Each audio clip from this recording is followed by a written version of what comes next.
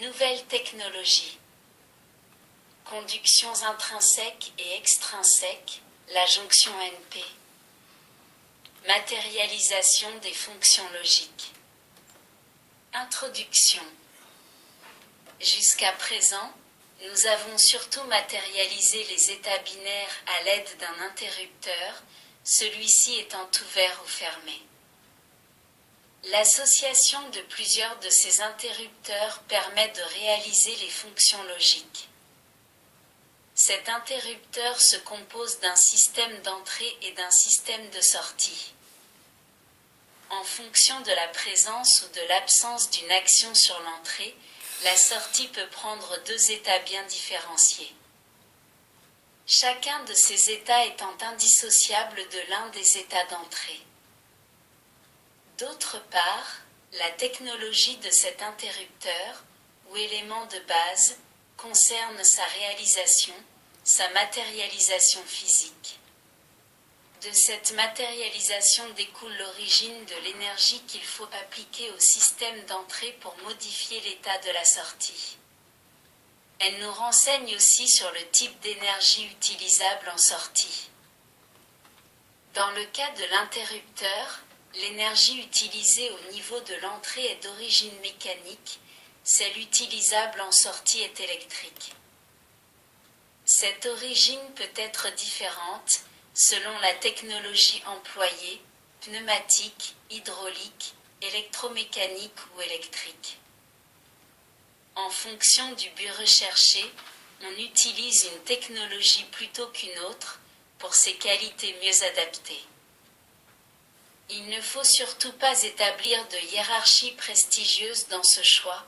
Il y est d'abord question de critères techniques et aussi de prix de revient quand il faut réaliser plusieurs exemplaires. Ces deux paramètres suffisent pour comprendre qu'il n'y a pas de choix définitif, mais que celui-ci peut représenter un compromis intéressant pour une époque donnée, ce qui est d'ailleurs valable dans d'autres domaines. La réalisation des fonctions logiques avec des contacts est encore utilisée aujourd'hui dans certains secteurs comme la téléphonie ou certains automatismes, commandes d'ascenseurs, mais il s'agit surtout de matériel sûr, qui remplissent toujours leurs fonctions, car les réalisations récentes sont désormais électroniques, les services rendus étant, par ailleurs, identiques. Cette technologie des contacts ne convient pas pour certaines utilisations où la rapidité de calcul est primordiale et où le grand nombre de fonctions conduirait à des systèmes de taille gigantesque. L'électronique apporte une solution au problème de la rapidité, mais les montages à lampe étaient très volumineux et consommaient beaucoup d'énergie. Il fallut attendre l'avènement des semi-conducteurs pour que l'électronique numérique prenne son essor. On réalisa d'abord les diodes dont certaines applications furent orientées vers la logique, puis vinrent les transistors pour lesquels les applications dans ce domaine sont nombreuses. Il ne restait plus qu'à intégrer un nombre de plus en plus grand de transistors sur quelques millimètres carrés pour aboutir au microprocesseur, en association avec une maîtrise de plus en plus grande de l'algèbre logique par un plus grand nombre de techniciens. Il nous paraît indispensable de détailler un peu ces étapes, afin de mieux dominer le problème. Nous vous proposons la progression suivante. Les semi-conducteurs, la diode et les dérivés, l'effet transistor, le transistor bipolaire, le transistor à effet de champ, les fonctions logiques à diode, les fonctions logiques à diode et transistor bipolaire, les fonctions logiques à transistor bipolaire, les fonctions logiques à transistor à effet de champ, les autres familles logiques, les circuits intégrés et leur évolution, les circuits employés dans l'industrie, lexique des termes utilisés dans les catalogues constructeurs, les différentes sortes de boîtiers, Ces différents thèmes sont traités dans les 4 leçons de technologie. 1. Théorie des semi-conducteurs. D'une manière générale, tout dispositif utilisant la circulation d'un flux d'électrons prend le qualificatif d'électronique. Dans ces dispositifs, un certain nombre de principes physiques sont mis en œuvre afin de favoriser la naissance du flux d'électrons. Celui-ci est ensuite contrôlé à l'aide d'un signal de même nature. Parmi les différents corps existants, en ce qui concerne l'électricité, nous pouvons les classer en 2 catégories. Les matériaux isolants, non conducteurs de l'électricité. Les matériaux conducteurs, qui permettent le passage du courant. Entre ces 2 limites, s'intercalent les matériaux semi-conducteurs, tels le germanium ou le silicium. Les premiers dispositifs à semi-conducteurs furent réalisés à partir du germanium. Ensuite, on utilisa le silicium. Le germanium est tiré des blindes desquelles on extrait également le zinc. Il y en a peu et il est difficile à produire. Le silicium existe en grande quantité puisqu'il est tiré du quartz et de la silice. Ce qui explique, en partie, la généralisation de ce matériau. 1.1. Rappel sur la constitution de la matière. La plus petite partie d'un corps conservant encore les mêmes propriétés que celui-ci se nomme la molécule. La molécule est constituée d'atomes, en nombre variable, fonction du type de molécule. L'atome se compose d'un noyau central et d'électrons qui gravitent autour de celui-ci sur des orbites ou couches dont le nombre varie en fonction de l'atome considéré comme le montre la figure 1 pour le germanium et le silicium. Le noyau est constitué de protons et de neutrons. La charge électrique des neutrons est nulle tandis que celle des protons est positive. Les électrons possèdent une charge de même valeur que celle des protons mais de signe opposé, c'est-à-dire négative. Les charges des protons et celles des électrons s'équilibrent, ce qui fait que l'atome est électriquement neutre. Les électrons tournent autour du noyau, à l'image de notre système solaire et des planètes qui le composent.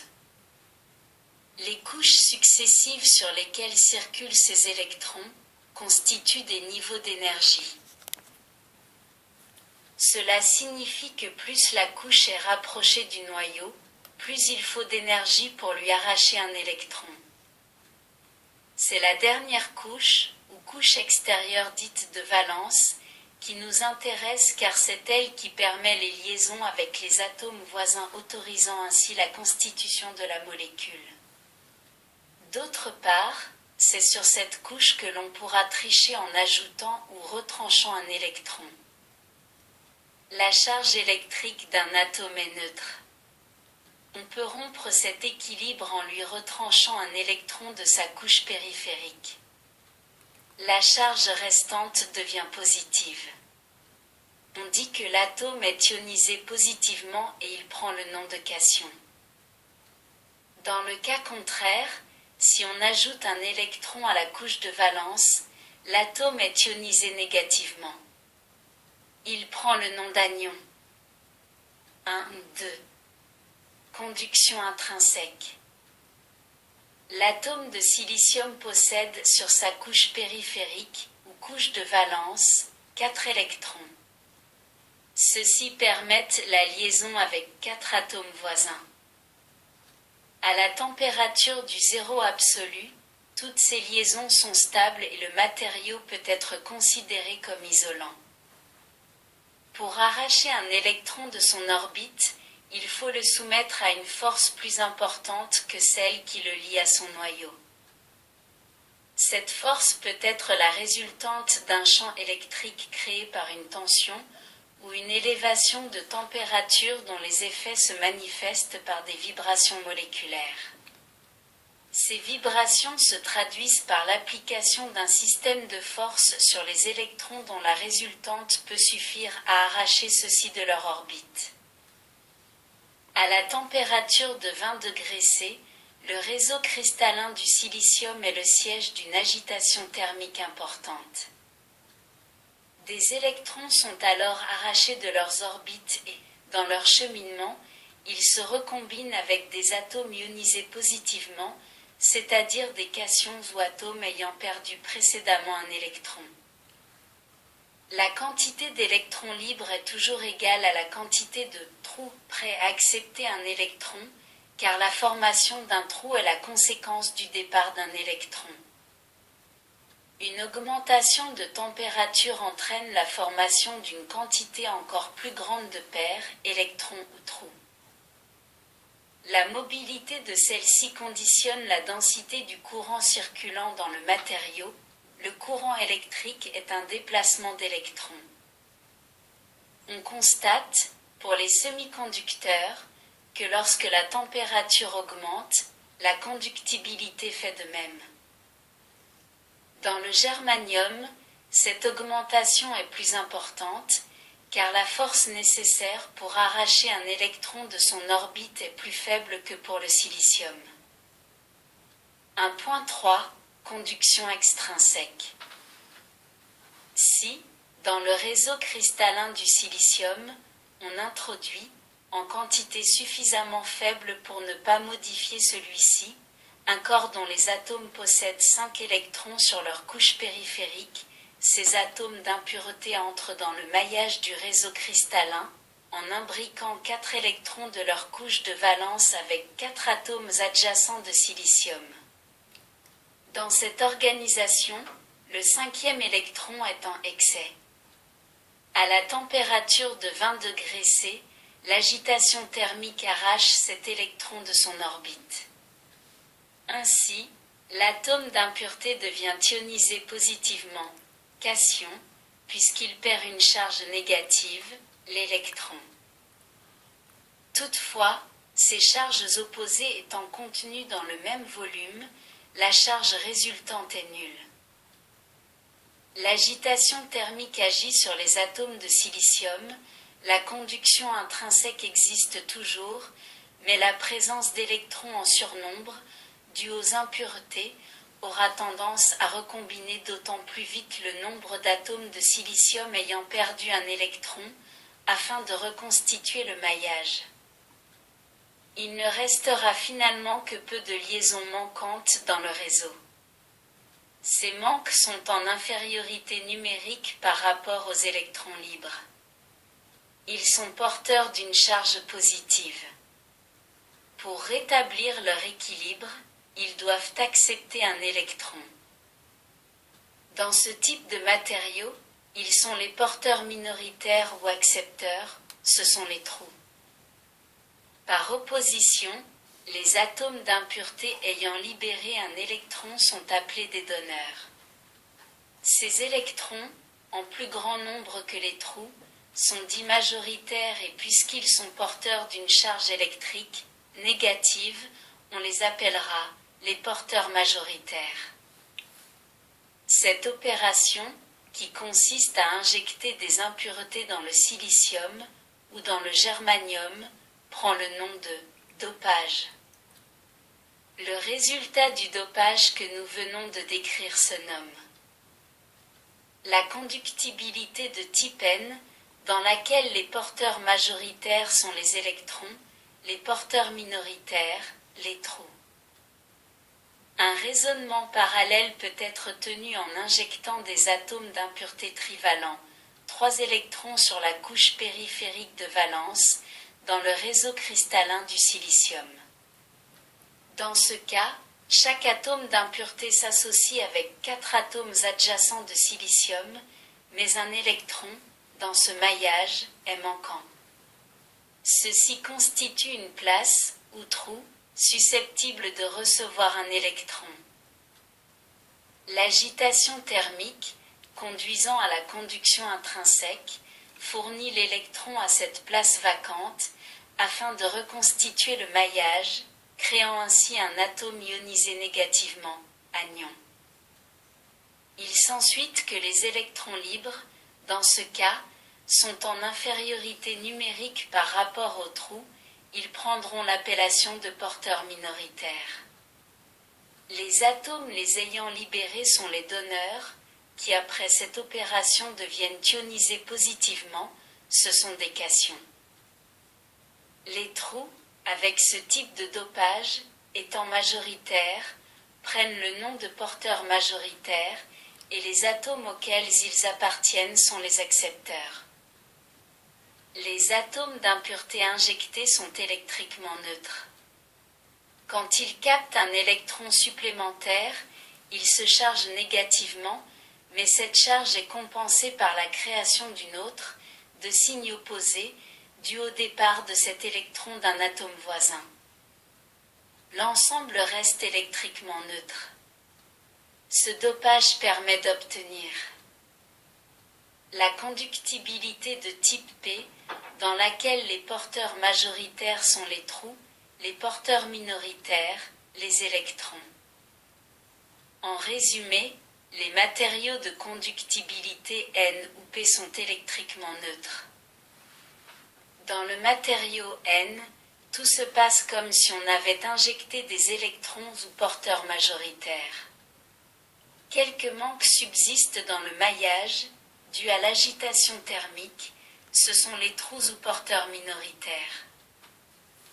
Dans le matériau P, tout se passe comme si on avait injecté des trous ou porteurs majoritaires. Quelques électrons libres subsistent, dus à l'agitation thermique, ce sont les porteurs minoritaires. Il faut souligner, pour ce qui va suivre, que les trous ne se déplacent pas dans le réseau cristallin. Seuls les électrons qui sont des éléments matériels se déplacent. La conséquence du départ d'un électron est une lacune ou trou à l'emplacement qu'il occupait précédemment. Il y a donc circulation d'électrons dans un sens et l'apparence d'un déplacement de trous en sens inverse. Dans les descriptions faites, nous avons parlé de liaison entre atomes. Il existe plusieurs manières pour les atomes de se lier les uns avec les autres. Dans le cas présent, il s'agit de liaison covalente ou liaison de valence. 1, 4. La jonction N-P. Nous avons fait la connaissance de deux types de conductibilité. Le type N. Le type P. Si on associe, côte à côte, un matériau de type N avec un matériau de type P, nous effectuons une jonction. Celle-ci désigne la mince zone dans laquelle la conductibilité passe du type N au type P, ou l'inverse. Examinons ce qui se passe au niveau de cette jonction dans les cas suivants. Sans polarisation. Avec polarisation inverse. Avec polarisation directe. 1, 4. 1. Jonction non polarisée, figure 1 bis. Dans la figure 1 bis ainsi que dans les figures 2 et 3 qui suivent, un certain nombre de signes ont été employés et que nous allons détailler à présent. Matériau N. Atome pentavalent d'impureté, injecté dans le silicium. Avec l'agitation, celui-ci devient un électron libre. Un cation entrant dans le maillage. Sur les dessins, pour plus de clarté, seuls les électrons libres et les cations seront représentés. Matériau P. Atome trivalent d'impureté, injecté dans le silicium. Avec l'agitation thermique, il capte l'électron manquant pour entrer dans le maillage et devient anion entrant dans le maillage. Dans les deux matériaux, nous trouvons également atome de silicium du maillage ayant perdu un électron par agitation thermique. Électron libre échappé de l'atome de silicium. A. Le courant de diffusion. Les électrons porteurs majoritaires de la zone N diffusent dans la zone P où ils se recombinent avec les porteurs majoritaires de cette zone, en prenant place dans les trous. Il y a déséquilibre des charges électriques, en effet, dans la zone N, les électrons ayant disparu, la charge des donneurs ou ions positifs, cations, n'est plus contrebalancée et cette zone devient positive. L'apport d'électrons dans les lacunes de la zone P modifie l'équilibre électrique de cette zone avec apparition d'ions négatifs, anions. Le déplacement d'électrons de la zone N vers la zone P se nomme courant de diffusion. Il s'accompagne d'une charge d'espace positive du côté du matériau N et d'une charge égale mais de signe contraire du côté du matériau P. Celle-ci crée un champ électrique. B. Courant de conduction. L'effet de ce champ électrique va forcer les électrons porteurs minoritaires de la zone P à circuler vers les lacunes ou porteurs minoritaires de la zone N, tendant à contrebalancer les charges perdues par courant de diffusion. Un courant d'électrons s'établit de la zone P vers la zone N. Celui-ci est dû, dans ce cas, aux porteurs minoritaires de ces zones. La jonction est le siège de deux courants égaux mais opposés. Il ne circule aucun courant dans le circuit extérieur. La zone dans laquelle prend naissance le champ électrique se nomme C. Barrière de potentiel.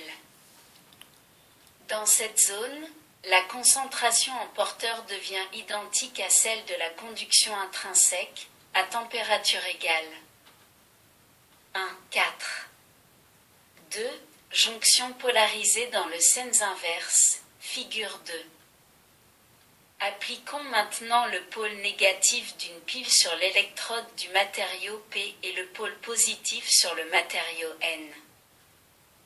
Le champ électrique créé par l'application de la tension de cette pile est de même sens que le champ électrique de la barrière de potentiel. Ces deux champs s'additionnent et favorisent la circulation d'électrons ou porteurs minoritaires du courant de conduction.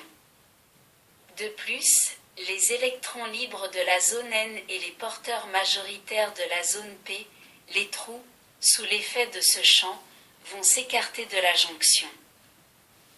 Il s'ensuit que la concentration en cation de la zone N et anion de la zone P va augmenter près de la jonction. La barrière de potentiel est élargie et la circulation d'électrons, porteurs majoritaires, est déficitaire par rapport à celle des porteurs minoritaires, d'autant que le champ augmente.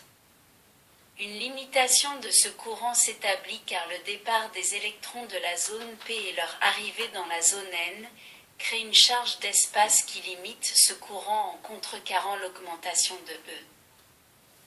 Il circule donc un faible courant dans le circuit extérieur.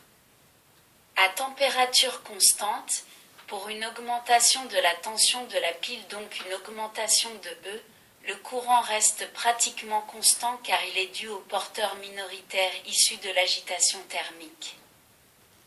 Au-delà d'un certain seuil, on constate que le courant augmente de façon brutale.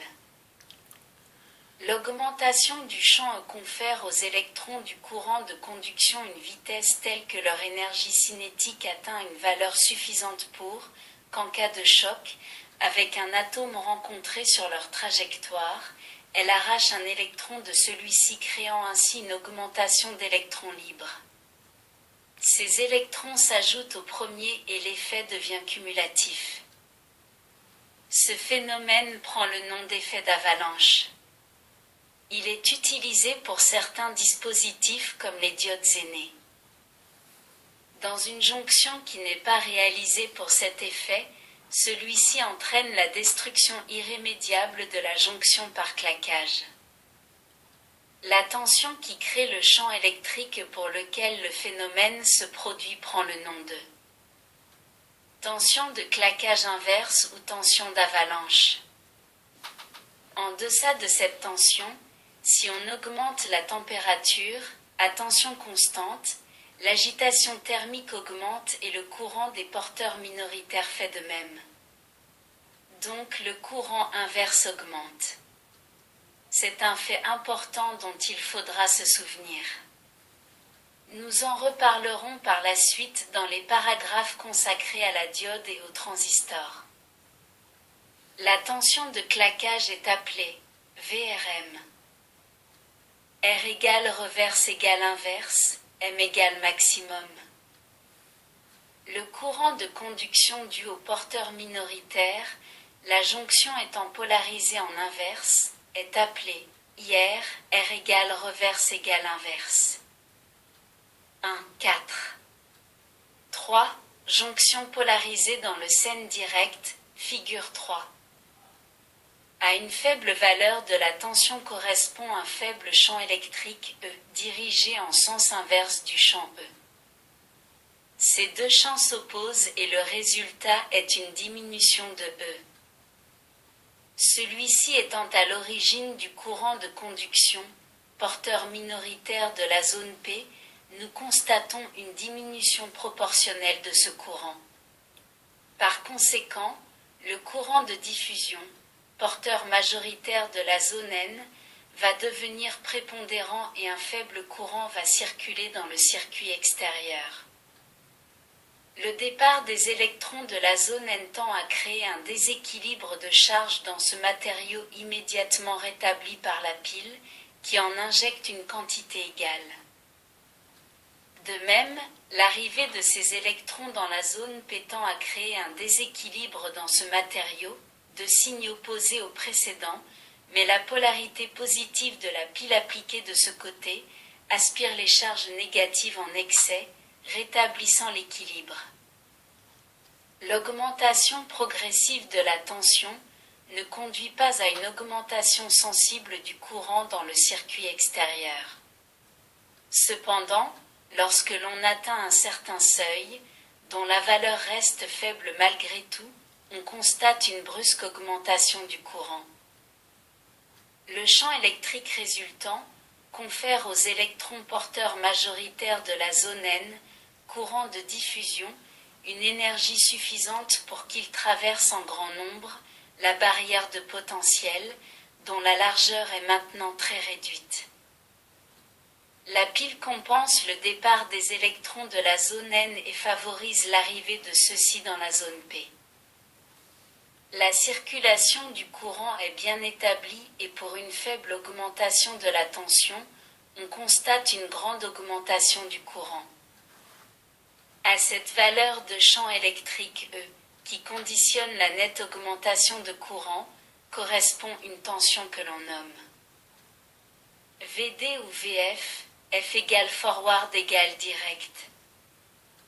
Le courant qui circule dans le circuit extérieur et qui correspond à la polarisation dans le sens direct, ou passant, se nomme ID ou IF, courant direct. La température a peu d'influence sur ce courant, seule la tension de seuil est affectée, nous verrons de quelle manière en observant les caractéristiques de la diode. Maintenant que vous êtes familiarisé avec la notion de jonction, il faut donner un ordre de grandeur aux valeurs physiques dont il a été question. De plus, les principes décrits, concernant les différentes conductions, sont schématisés afin d'en permettre une approche suffisante pour notre utilisation. Il a été surtout question du silicium, car il est désormais le matériau semi-conducteur le plus répandu, le principe reste identique avec le germanium. Il faut savoir que l'atome de germanium possède un noyau constitué de 32 protons, de charge électrique plus E et de neutrons, 41, de charge électrique neutre. L'atome, en général, étant électriquement neutre, celui du germanium possède 32 protons et a également 32 électrons de charge électrique, E. Ceux-ci gravitent sur 4 couches, ou orbitent, autour du noyau. Si l'on affecte à ces couches un numéro, la plus proche du noyau étant la première, le nombre maximum d'électrons pouvant graviter sur ces couches est donné par la formule n égale 2n2, avec n égale nombre d'électrons sur la couche n égale numéro de la couche considérée. Ainsi, le germanium possède 2 électrons sur la première couche, 8 sur la seconde, 18 sur la troisième et seulement 4 sur la quatrième, qui pourraient en accepter 32. L'atome de silicium est constitué, quant à lui, de 14 protons de charge électrique plus E, 14 neutrons. Autour de ce noyau gravitent 14 électrons de charge E.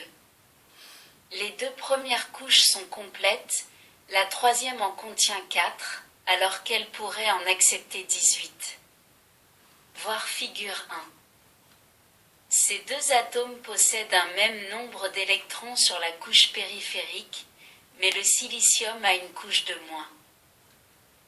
Il faut préciser que plus un électron se trouve sur une couche éloignée du noyau, plus la force nécessaire pour l'en arracher est faible, à température égale, ce qui se traduit par une force mesurée en électronvolts, EV, de l'ordre de 36% plus faible pour le germanium que pour le silicium à la température de 27 degrés C.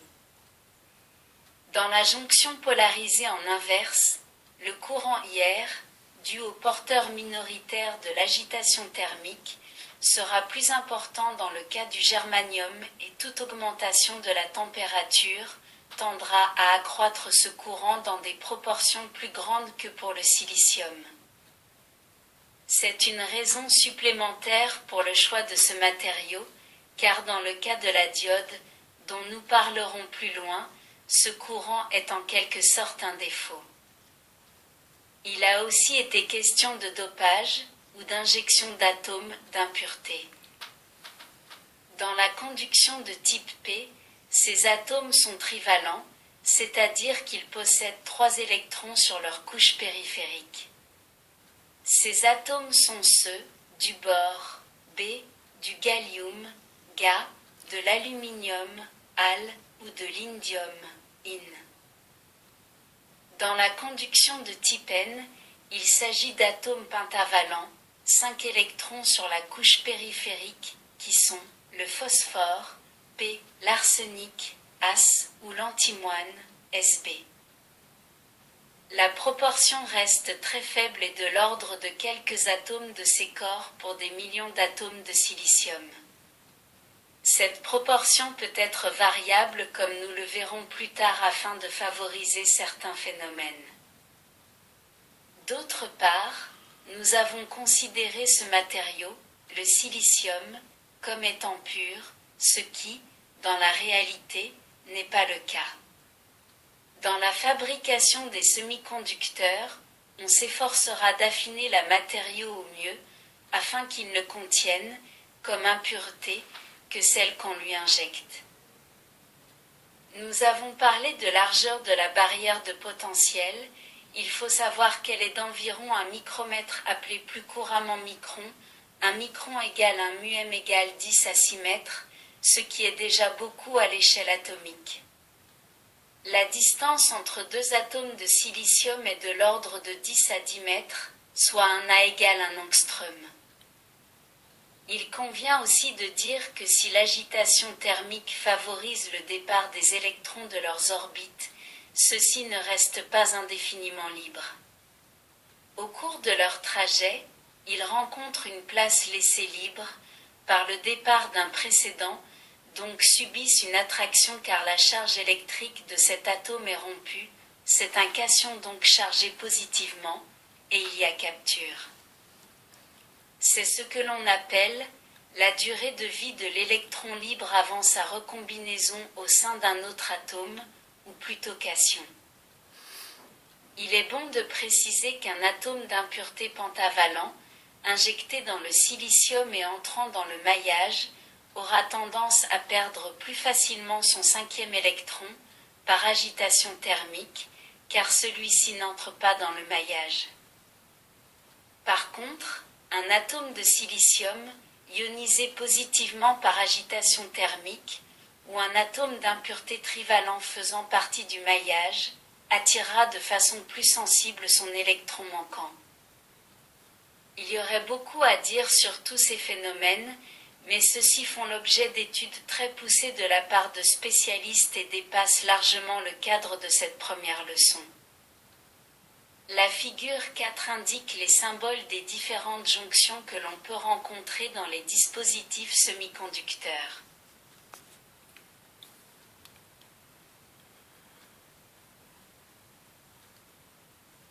Merci de votre écoute. À bientôt.